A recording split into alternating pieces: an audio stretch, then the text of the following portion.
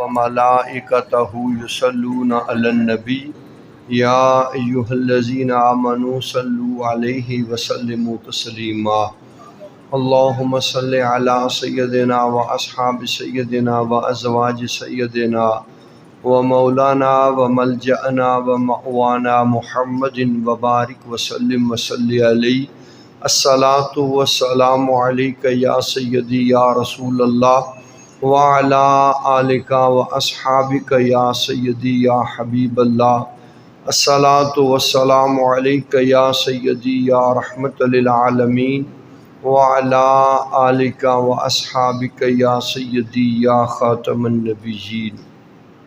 نہایتی واجب الاحترام معزز محترم محتشم سامعین ذی وقار، اللہ کریم جل وعلا کے پیارے سونے محبوب کریم علیہ تحیت و تسلیم کی ذاتی والا صفات پر نذرانہ درود و سلام پیش کرنے کے بعد بلا تمہید و بلا تمثیل چند معروضات آپ کی سماعتوں کے حوالے، کچھ حالات حاضرہ اور حدیث پاک کی روشنی میں چند معروضات پیش کرنی ہیں۔ دعا ہے اللہ ہمیں عمل کی توفیق عطا فرمائے۔ سب سے پہلے جو آقا علیہ الصلوۃ والسلام نے فرمایا، نیت المؤمن خیر من عملی، بندہ مومن کی نیت اس کے عمل سے بہتر ہوتی ہے، اور منافق کی جو نیت ہے وہ اس کے عمل سے بری ہوتی ہے۔ اچھی نیت رکھنی چاہیے، اچھی نیت، اچھی سوچ، اچھی فکر ہوگی تو پھر اللہ کریم جل وعلا ہمیں ہمارے عمل کا اجر و ثواب بھی عطا فرماتا ہے۔ پیارے صاحب ترمذی شریف کی حدیث پاک ہے جس کا مفہوم میں چند اس مفہوم کے اندر ہمارے لیے کچھ نصیحتیں ہیں، کچھ سبق ہیں جو ہمیں یاد رکھنا چاہیے اور اس پہ غور اور عمل بھی کرنا چاہیے۔ آقا کریم علیہ تحیت و تسلیم نے ارشاد فرمایا، جس شخص کے اندر یہ تین خصلتیں ہوں گی اللہ کریم جل وعلا اسے اپنی رحمت بھی عطا فرمائے گا اور جنت میں بھی داخل کرے گا۔ تو حضرت انسان کے لیے رحمت خداوندی کا مل جانا اور داخل جنت ہو جانا یہ کسی اعزاز اور انعام سے کم نہیں ہے، بہت بڑی کامیابی اور کامرانی ہوگی جسے اللہ کی رحمت بھی نصیب ہو جائے اور اللہ کریم جل وعلا کی جنت کی بہاریں بھی جس کا مقدر بنا دی جائیں۔ تو اس لیے ان تین چیزوں پر غور کرنا اور ان پہ عمل کرنا آج کے اس پرفتن دور کے اندر ہمارے معاشرے کے اندر ہر فرد کے لیے ضروری ہے۔ ہم اچھے اعمال کرتے ہیں اس مقصد کے پیش نظر کہ پروردگار عالم کی رضا اور خوشنودی نصیب ہو جائے، آخرت سنور جائے، جنت نصیب ہو جائے۔ تو حضور جان عالم نے ارشاد فرما دیا ہے کہ بس یہ تین خصلتیں اختیار کر لو، ان تین چیزوں کے عادی بن جاؤ، رب کی رحمت بھی نصیب ہو جائے گی، رب کی جنت بھی تمہارا مقدر بنا دیا جائے گا۔ وہ کون سی ہے؟ نمبر ایک، پہلی چیز ارشاد فرمایا کہ کمزور پر نرمی کرنا۔ جو ہمارے معاشرے اور ماحول کے اندر کمزور لوگ ہیں ان کمزوروں کے ساتھ نرمی کرنا، اچھا برتاؤ رکھنا۔ تو پیارے صاحبو آج کے اس پرفتن دور کے اندر ایک غلط سوچ اور فکر جنم لے چکی ہے۔ جس انسان کے پاس اختیار آ جائے، کوئی عہدہ مل جائے، دولت مل جائے تو پھر وہ وقت کا فرعون بن جاتا ہے، وہ پھر ایک دجال کی حیثیت اختیار کر جاتا ہے، ایک ظالم اور جابر کے اعتبار سے وہ معاشرے کے اندر پہچانا جاتا ہے۔ الا ماشاء اللہ، جنہیں رب کی رحمت نصیب ہو جائے، جنہیں اللہ کریم جل و علا چن لے، جن پہ اللہ کی رحمتوں اور برکتوں کی رم جم برس جائے، جن کو رب ان قبیحات سے سیئات سے محفوظ رکھے، تو باقی جو میجارٹی ہے وہ یہی ہے۔ میکسیمم لوگ، اکثر و بیشتر آپ نے اپنے ماحول اور معاشرے کے اندر دیکھا ہوگا، ایسے لوگوں سے پالا بھی پڑتا ہے۔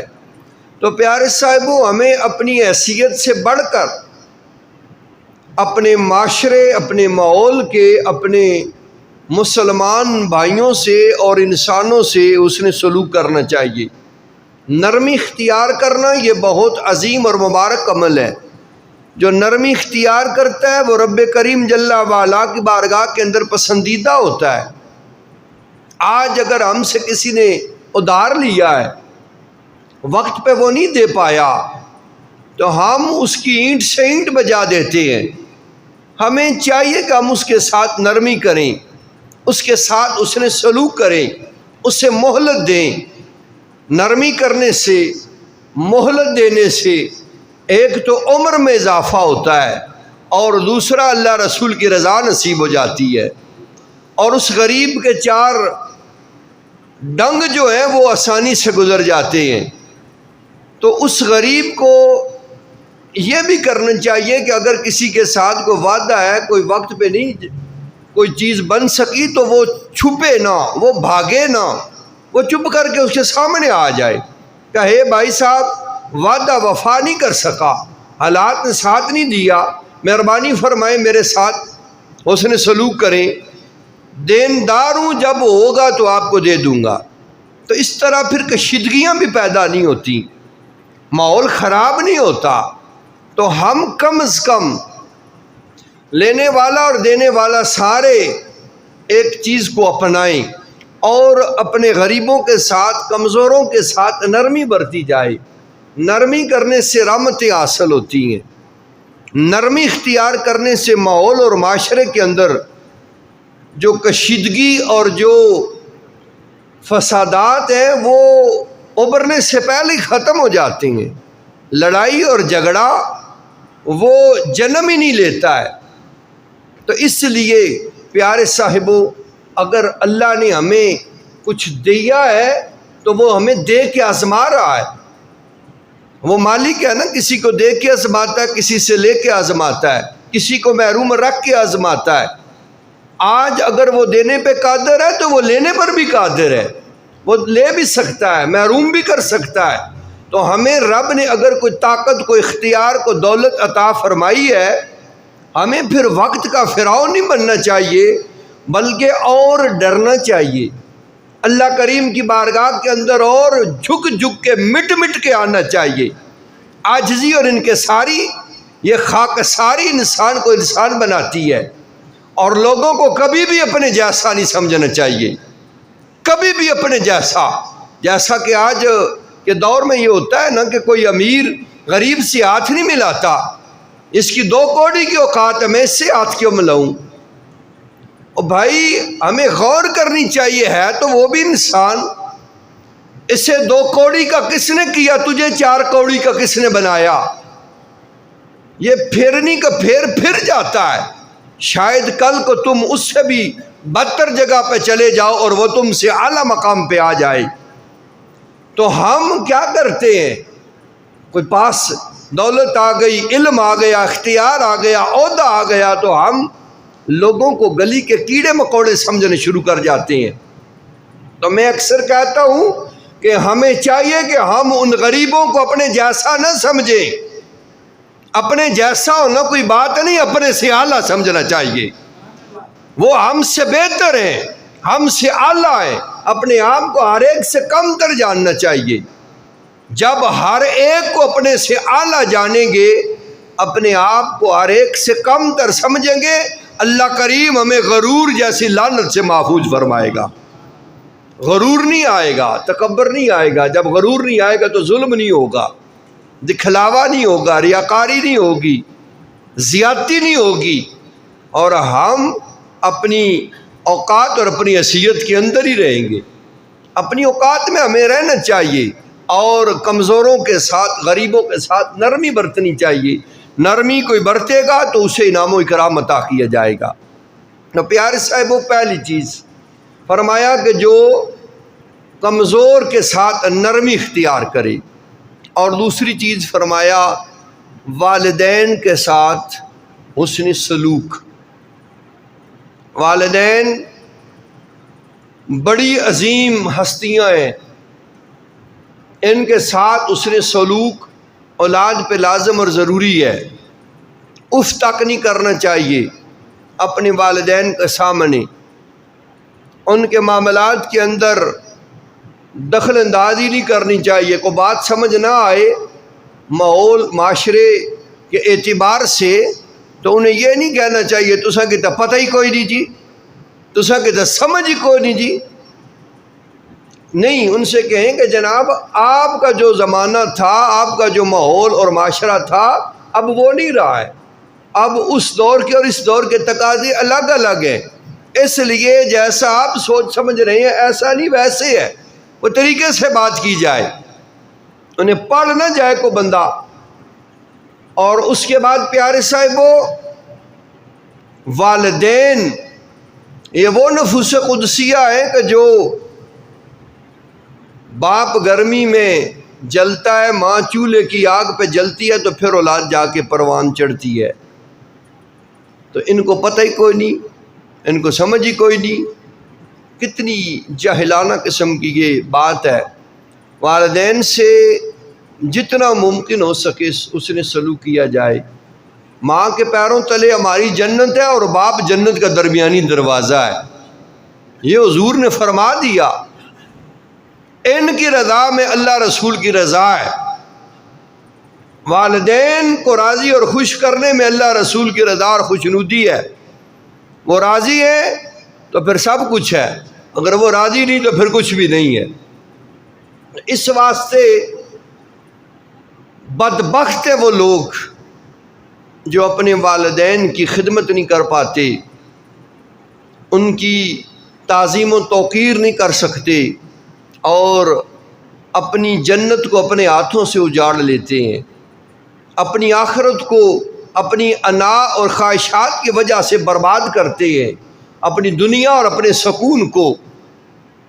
پیارے صاحبو، چند دنوں کی روشنی کی خاطر وہ آگ لگا دیتے ہیں، اور اس کے لیے دو چیزیں بڑی آج کل کے دور میں چلی آ رہی ہیں، ایک ٹک ٹاک اور ایک پب جی، یہ جو کو گئے میں پتہ نہیں، یہ چیزیں پتہ نہیں کتنے والدین کی اولاد کو اور کتنی اولادوں کے والدین کو لقمہ اجل بنا چکی ہیں، موت کے گھاٹ اتر چکے ہیں۔ اگلے دن میرے پاس بھی ایک پوسٹ پہنچی کہ ایک بدبخت نوجوان نے کیا کیا، والدین منع کرتے تھے یہ ٹک ٹاک نہ بنایا کرو، تو اس نے کیا کیا، نہیں منع ہوا، اور ماں اور باپ دونوں کو گولیاں مار دی۔ باپ موقع پہ مر گیا، اور ماں تو ماں ہی ہوتی ہے نا، پھر دیکھیں ماں کا کلیجہ کتنا تھا۔ مرتے مرتے ماں نے کہا، ایک فکرہ بول گئی، مرتے مرتے بھی اس اپنے بیٹے کا دفاع کر گئی، کہا کہ میرے بیٹے کو کچھ نہ کہنا، یہ نادان اور نہ سمجھ ہے۔ پیارے صاحبو، وہ نہ سمجھ تھا کہ جس نے گولیوں سے اپنی جنت اجاڑ کے رکھ دی، ماں اور باپ کو مار دیا صرف اس وجہ سے کہ وہ برائی سے منع کرتے تھے۔ ایسی اولاد کیا کرے گی، کہاں جائیں گے وہ؟ اللہ رسول کی رضا خوشنودی نصیب نہ ہو تو دنیا آخرت میں اما کہاں پہ ملے گی؟ اور یہاں پر ایک بات اور بھی میں عرض کرنا چاہوں گا، صرف اولاد کا بھی قصور نہیں، والدین بھی جرمدار ہیں، کہ والدین دو جرم اور بھی کرتے ہیں، ایک تو رزق حلال نہیں کھلاتے، اور دوسرا تربیت نہیں کرتے، دین کی تعلیم نہیں ہوتی۔ دین کی تعلیم ہو پھر تربیت ہو تو سونے پہ سہاگا ہے، پھر بات بنتی ہے۔ دنیا کی تعلیم جتنی مرضی سکھا لیں، یہ بندے کو انسان نہیں بناتی، جانور بنا رہی ہے۔ یہ دین کی تعلیم ہے جو انسان کو انسان بناتی ہے۔ پھر تربیت کا تڑکا ہو تو پھر بات اور ہی کچھ ہوتی ہے۔ تو اس واسطے پیارے صاحبوں، والدین کو بھی چاہیے اپنی اولاد کو وقت اور ٹائم دیں، ان کی تربیت کریں، انہیں ABC بھی سکھائیں اور دین کی تعلیم بھی دلوائیں۔ دنیا کی تعلیم نہ پڑھی تو بخشے جائیں گے، دین کی تعلیم پاس نہ ہوئی تو کچھ بھی نہیں ہوگا۔ اس حوالے سے ایک بات آپ کی گوش گزار کر دوں، ایک ٹیچر کا یہ ایک مکالمہ تھا، اس کی یہ ایک بات تھی، کالم تھا اس کا کالم۔ اس نے کہا کہ ایک دن میں فارغ تھا، کلاس میں گیا، دوسری کلاس میں، جو میری اپنی نہیں تھی، کہ ایک دوسری کلاس میں جا کے بچوں سے پوچھا، بیٹا تم کیا بنو گے، تم کیا بنو گے، جس طرح کے ماحول ہوتے ہیں۔ تو کیا کہا اس وقت بچوں نے؟ کسی نے کہا میں ڈاکٹر بنوں گا، کوئی انجینئر بنے گا، کوئی الیکٹریشین بنے گا، کوئی پلمبر بنے گا، کوئی جناب استاد بنے گا، کوئی کیا بنے گا۔ ہر ایک نے اپنی رائے کا اظہار کیا۔ ایک چشمہ پہنے ہوئے بچہ گم سم اپنی نشست پہ بیٹھا، اپنے ہی خوابوں اور خیالوں میں محو تھا۔ تو ٹیچر نے اسے مخاطب کرتے ہوئے کہا، بیٹا تم نے نہیں بتایا کہ تم کیا بنو گے۔ تو اس نے اپنا سر اوپر اٹھایا اور کہا کہ استاد محترم میں نور الدین زنگی بنوں گا۔ پیارے صاحبوں، کلاس روم کے اندر کہہ کے نکلے، ہنسیاں ہر ایک کی نکل گئی۔ اب یہ تو کوئی نہیں جانتا تھا کہ نور الدین زنگی کیا ہے، رحمت اللہ تعالی علیہ۔ امام الانبیاء کے غلاموں، آج بھی اگر کسی آپ کلاس روم میں چلے جائیں، پوچھیں بچوں سے بیٹا کیا بنو گے، تو کوئی انجینئر، کوئی ڈاکٹر، کوئی پروفیسر، کوئی جناب فلم سٹار، اور کوئی شاہ رخ خان، اور کوئی کرکٹر، اور کوئی پتہ نہیں کیا کیا بنے گا۔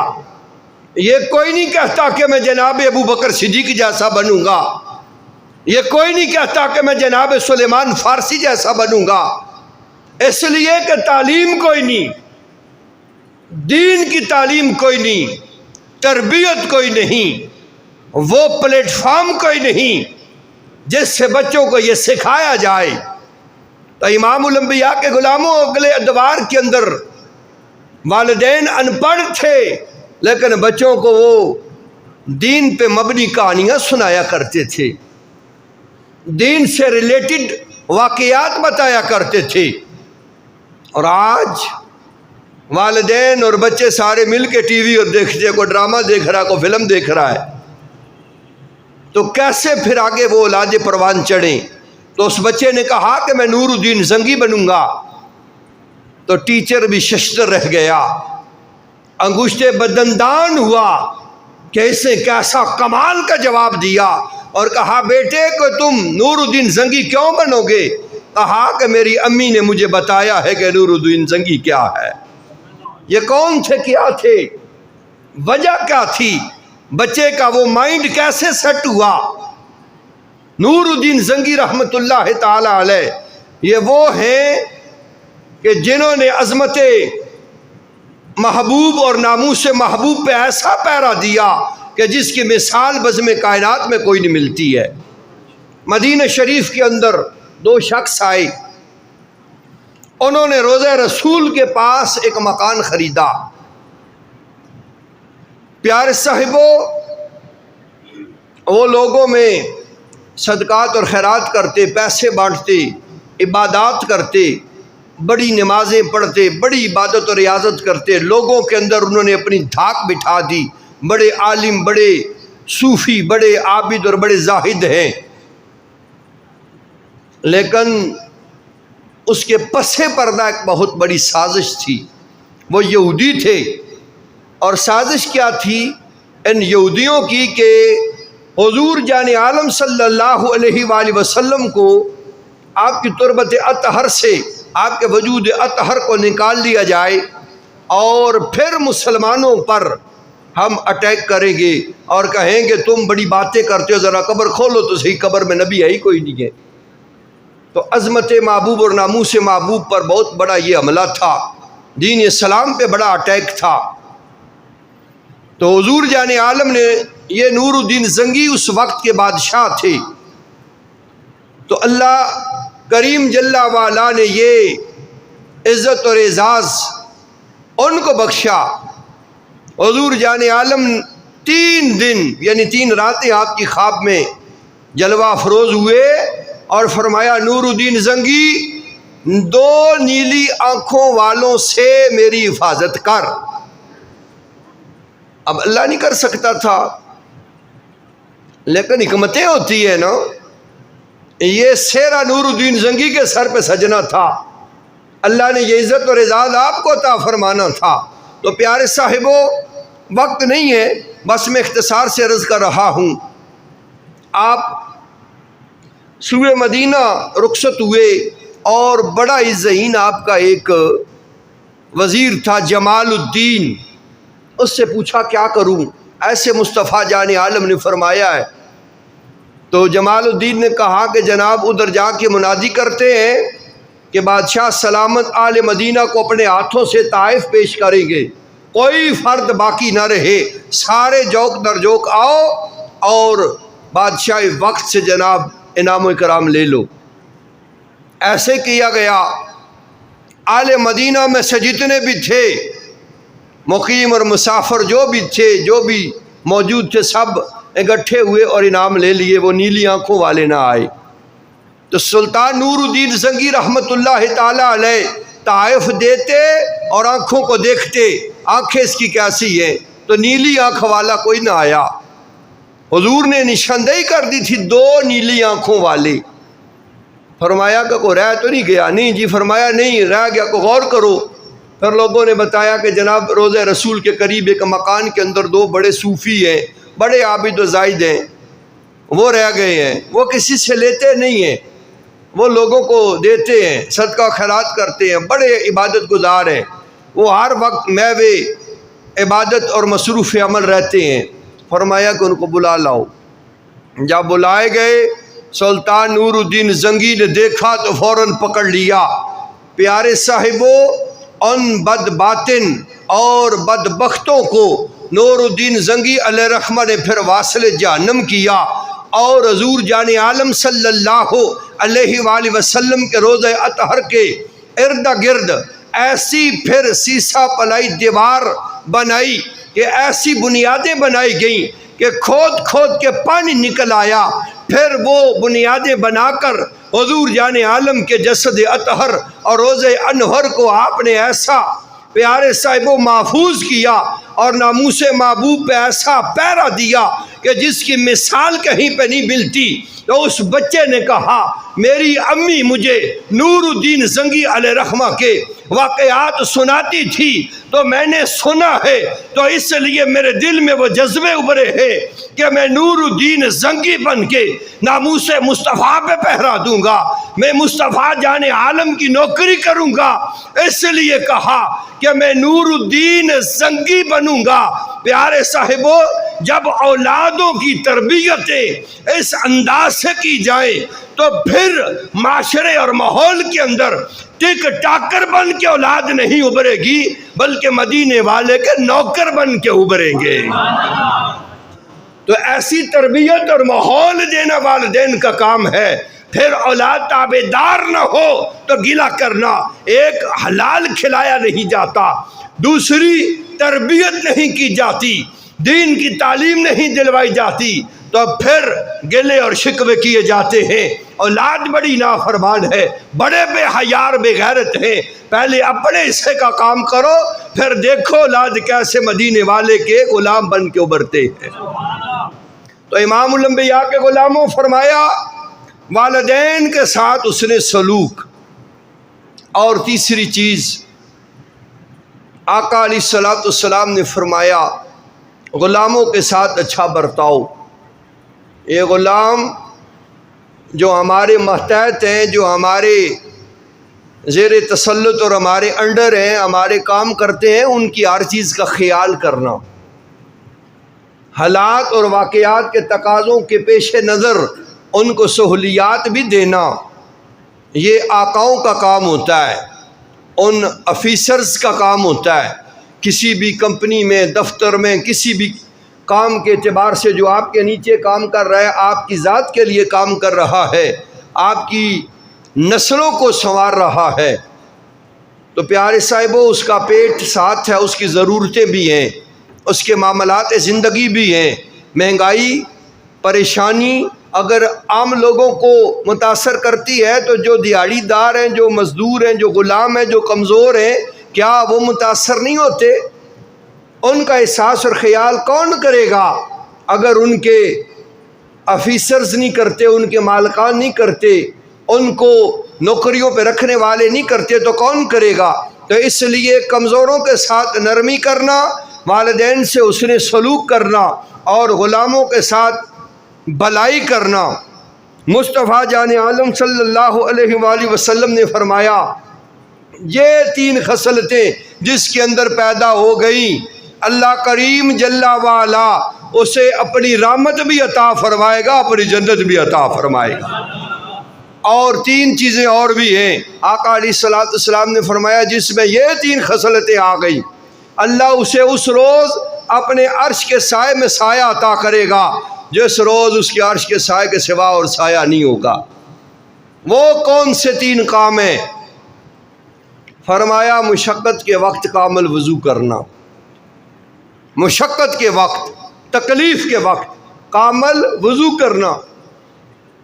یہ اللہ کریم جل وعلا کے عرش کے سائے میں سایہ ملنے کی ایک کڑی ہے۔ سخت گرمی میں، سخت سردی میں وضو کرنا مشکل ہوتا ہے، لیکن امام الانبیاء کے غلاموں مشکلیں چلی جاتی ہیں، یہ مشکلیں ختم ہو جاتی ہیں، اور ان کے بدلے جو ہم نے کمائی کر لی وہ باقی رہ جاتی ہے۔ اس لیے میں نے اکثر و بیشتر پہلے بھی یہ بات کی ہے کہ صوفیاء فرماتے ہیں کبھی بھی لذت کی خاطر گناہ نہ کرو، مشقت کی خاطر اچھائی، بلائی اور نیکی کو نہ چھوڑو۔ مشقت بھی چلی جاتی ہے، لذت بھی چلی جاتی ہے، مشقت کے بدلے کی ہوئی نیکی اور لذت کی وجہ سے کیا ہوا گناہ اور جرم تمہارے نامہ اعمال کے اندر صبح قیامت تک باقی رہ جاتا ہے۔ تو اس لیے مشقت عارضی ہوتی ہے، لذت بھی عارضی ہوتی ہے، ان کے بدلے ملنے والا عذاب اور ثواب وہ باقی رہتا ہے۔ تو فرمایا مشقت کے وقت کامل وضو کرنا۔ دوسری چیز، اندھیری رات میں مسجد کی طرف چلنا۔ تو اندھیری رات کب ہوتی ہے؟ عشاء کے ٹائم اندھیرا ہوتا ہے یا فجر کے ٹائم ہوتا ہے؟ تو جو اندھیرے میں مسجد کی طرف چل کے آئے اس کا آنا کوئی فضول نہیں جائے گا، اس کا آنا بیکار نہیں ہوگا۔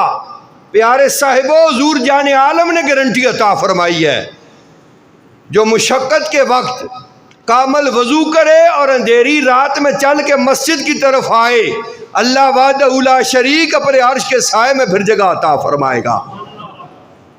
کب؟ جب سورج سوے نیزے پہ ہوگا۔ آج اس گرمی میں ہم سے سورج کا سامنا نہیں ہو سکتا، ہماری جناب جان نکلنے کو آتی ہے، کلیجہ منہ کو آ جاتا ہے، بڑی گرمی ہے جی، بڑی گرمی ہے۔ تو اس روز کیا ہوگا جب یہ سوے نیزے پہ ہوگا؟ آج تو چوتھے آسمان پہ الٹا ہے، قیامت کے دن سوے نیزے پہ سیدھا ہوگا۔ کون بچائے گا اس گرمی سے؟ اگر اپنے آپ کو بچانا چاہتے ہیں تو پھر یہ خصلتیں اختیار کریں، وضو بھی کامل کیا کریں اور نماز پنجگانہ کے لیے مسجد کی طرف چلا کریں۔ تیسری چیز حضور جان عالم نے ارشاد فرمائی، اب وقت نہیں ہے کہ میں ان پہ مزید بحث کروں، اور تیسری چیز کون سی ہے پیارے صاحبوں؟ ہمیں ان چیزوں پر غور اور فکر کرنا چاہیے۔ اور تیسری چیز فرمایا بھوکھوں کو کھانا کھلانا۔ یہ بڑی عام چیز ہے۔ اللہ کریم کے بارگاہ کے اندر سب اعمال میں افضل ترین جو عمل ہے وہ پتہ ہے کون سا ہے؟ بھوکھوں کو کھانا کھلانا ہے۔ بھوکھے کو کھانا کھلانا کوئی چھوٹی بات نہیں۔ آج ہم کھانا کھاتے ہیں تو کبھی ہم نے غریبوں کے بارے میں سوچا ہی نہیں ہے۔ حقیقت بات ہے کبھی کبھی ڈر بھی آتا ہے کہ اللہ کریم ہمیں اس وجہ سے ہی نہ کل قیامت کے روز پکڑ لے کہ تم نے تو بڑے سیار ہو کے کھائے تھے اور آس پاس کی تمہیں خبر ہی کوئی نہ تھی، آس پاس تمہارے رہنے والے بھوکے تڑپتے رہے اور تم عیاشیاں کرتے رہے۔ آج ہمارے حکام بالا یہ ایوانوں میں بیٹھ کے تو 1 سال کے اندر ان ظالموں نے کیا کیا، کم و بیش 1.25 کروڑ کے تو خالی بسکٹ ہی کھا گئے۔ جس دن دفاع ہونا تھا تو کیا کیا، 70 ڈشیں پکی، وہ کو پتہ نہیں 7 کے 10 کروڑ روپیہ خرچہ ہوا۔ وہ کس کا حق تھا؟ وہ غریبوں کا، اور غریب کہ جن کے گھروں میں 8 دن تک راشن ہی نہیں آتا۔ حقیقت بات ہے کلیجہ منہ کو آتا ہے جب خبریں سنتے اور پڑھتے ہیں۔ ماں جیسا مقدس رشتہ کوئی نہیں، اور ماں نے کیا کیا، اپنے بچوں کو جو چاند جیسے بچے اپنے ہاتھوں سے زہر دے دیا کہ بجلی وہ میٹر کاٹ کے واپٹا والے لے گئے، نہ بجلی ہے نہ راشن ہے، وہ تڑپ رہے ہیں، خرچہ ہی کوئی نہیں، خاوند بے روزگار دھکے کھا رہا ہے۔ اور کیوں مارا تو نے؟ کہ ان کا روز تڑپنا اور ملکنا برداشت سے باہر تھا، اس لیے ایک بار ہی تڑپا کے جان چھڑا دی ان کی۔ پولیس پکڑ کے لے گئی، جبکہ مولا علی کا فرمانے عالی شان ہے۔ پیارے صاحبوں، جس دور اور معاشرے کے اندر غریب اگر چوری کرے، غریب کے ہاتھ نہیں اس وقت کے بادشاہ کے ہاتھ کاٹے جائیں، کہ جس نے غریب کو اس عمل پہ مجبور کیا ہے یہ پیٹ ہر جرم کروا دیتا ہے۔ امام الانبیاء کے غلاموں، یہ معصوم کلیاں جو کھلنے سے پہلے مسلی گئیں، جو عالم شباب کے اندر آنے سے پہلے ہی کچلی گئی، کل بارگاہ ربوبیت کے اندر وہ گلہ نہیں کریں گے، وہ مقدمہ اپنا دائر نہیں کریں گے کہ مالک و مولا ہمارا قصور کیا تھا کہ ہم کسی غریب کے گھر پیدا ہوئے، ہمارا جرم کیا تھا کہ ہم غریب تھے، ہمارا قصور کیا تھا کہ ہم سفید پوش باپ کی اولاد تھے۔ پیارے صاحبوں، آج ہم اپنے معاملات جو کرتے ہیں، فنکشنز کیے جاتے ہیں، اور غریبوں کا خیال ہی کوئی نہیں ہوتا۔ امیر اپنی عمارت میں مست ہے اور غریب اپنی غربت میں پسا چلا جا رہا ہے۔ اللہ نے جنہیں دولت دی ہے کل یہ رب کے مجرم بنیں گے، مالک سوال کرے گا تمہیں عطا کیا تھا، تم نے اسے صرف کیوں نہیں کیا؟ تو امام الانبیاء کے غلاموں، اس لیے غریبوں کا خیال رکھا جائے، غریبوں کا احساس کیا جائے، غریبوں کے ساتھ اس نے سلوک کیا جائے۔ آج سکولوں کے اندر مدر ڈے، والدین ڈے منائے جاتے ہیں، تعلیم کے نام پہ بزنس اور کھلواڑ ہوتے ہیں۔ امام الانبیاء کے غلاموں، یہ کتنا بڑا ظلم ہے کہ آپ نے والدین ڈے تو رکھ لیا، جن کے ہیں وہ آ گئے، جس کا نہیں ہے وہ کیا کرے گا؟ یا والدین تو ہیں، ان کے پاس وسائل اور اسباب نہیں، اچھے کپڑے نہیں ہیں، غریب باپ سوچے گا کہ جب سکول جاؤں گا بچوں کے امیر باپ کھڑے ہوں گے، میں پھٹے پرانے کپڑے پہن کے گیا، میری عزت نفس مجروح ہو جائے گی، میرے بیٹے پہ بچے انگلیاں کسیں گے، یہ تیرا باپ ہے، کتنی عزتیں مجروح ہوں گی۔ کبھی سوچا ہی نہیں۔ ہمارا اسلام یہ درس دیتا ہے، بندے کا بچہ گم ہو گیا، بارگاہ محبوب علیہ السلام میں آیا، اس نے کہا، بندے حضور کی بارگاہ میں غلام بیٹھے تھے، کہا کہ میرا بیٹا گم ہوا، کسی نے دیکھا ہو تو بتا دے۔ تو کسی نے کہا کہ وہ فلاں باغ میں کھیل رہا ہے، کچھ ٹائم گزر گیا تھا اسے گم شدہ ہوئے، وہ بڑی عجلت کے ساتھ بھاگا، مصطفیٰ جان عالم نے روک لیا، فرمایا میری بات سن کے جا۔ حضور کیا ہے؟ آقا علیہ السلام نے فرمایا جب جاؤ گے باپ اور بیٹے کا آمنا سامنا ہوا تو پھر اسے او میرے لال اور میرے کلیجے کہہ کے نہ پکارنا، اس کا نام لے کے پکارنا ہے۔ جب نام لے لو وہ سامنے آ جائے تو بچوں کے سامنے لاڈ نہیں کرنا، اس کے ساتھ پیار نہیں کرنا، اسے ان بچوں سے الگ کر لینا۔ کہتا ہے کہ اس کے اندر حکمت کیا ہے؟ فرمایا ہو سکتا ہے ان بچوں کے اندر کوئی یتیم ہو، جب تو جائے گا اپنے بیٹے سے پیار اور محبت کرے گا، گلے لگائے گا، کسی یتیم کا دل نہ دکھ جائے، کوئی یتیم بارگاہ ربوبیت کے اندر گلہ نہ کر جائے، مالک میرا کیا قصور تھا کہ میرے باپ کو تو نے لے لیا، اس لیے اس چیز کا خیال رکھنا ہے۔ تو امام الانبیاء کے غلاموں، جو دین ہمیں یہاں تک کا درس دیتا ہے، اس دین کے باسی، اس دین کے فرزند، اس دین کے نام لیوا وہ کیسے عیاشیاں کر سکتے ہیں جبکہ ان کے پڑوس میں غریب بھوک سے بلک بلک کے سو جائے۔ اس لیے خیال کرنا ہے ان چیزوں کا۔ بھوکھوں کو کھلاؤ، رب راضی ہوگا۔ بھوکھوں کی پیارے صاحبوں تھوڑی سی ان غریبوں کی غریب پروری کر لو، ان غریبوں کو کچھ دے دو۔ بڑے بڑے حاجی جو حج کرنے کے لیے گئے، بڑے بڑے صوفی تو رستے میں رہ کے نہیں جانا، غریب پہ اپنی جمع پونجی خرچ کر دی تو رب نے گھر بیٹھے بٹھائے انہیں حج مقبول کے ثواب بھی عطا فرما دیے۔ تو اس لیے خیال کرو۔ فرمایا یہ 3 خصلتیں جس میں آ گئیں، مشقت کے وقت کامل وضو کرنا، اندھیری رات میں مسجد کی طرف چلنا اور بھوکھوں کو کھلانا، پھر اللہ کریم اسے اپنے عرش کے سائے میں سے سایہ بھی عطا فرمائے گا۔ دعا ہے اللہ وحدہ لا شریک ہمیں عمل کی توفیق عطا فرمائے۔ وما علینا الا البلاغ۔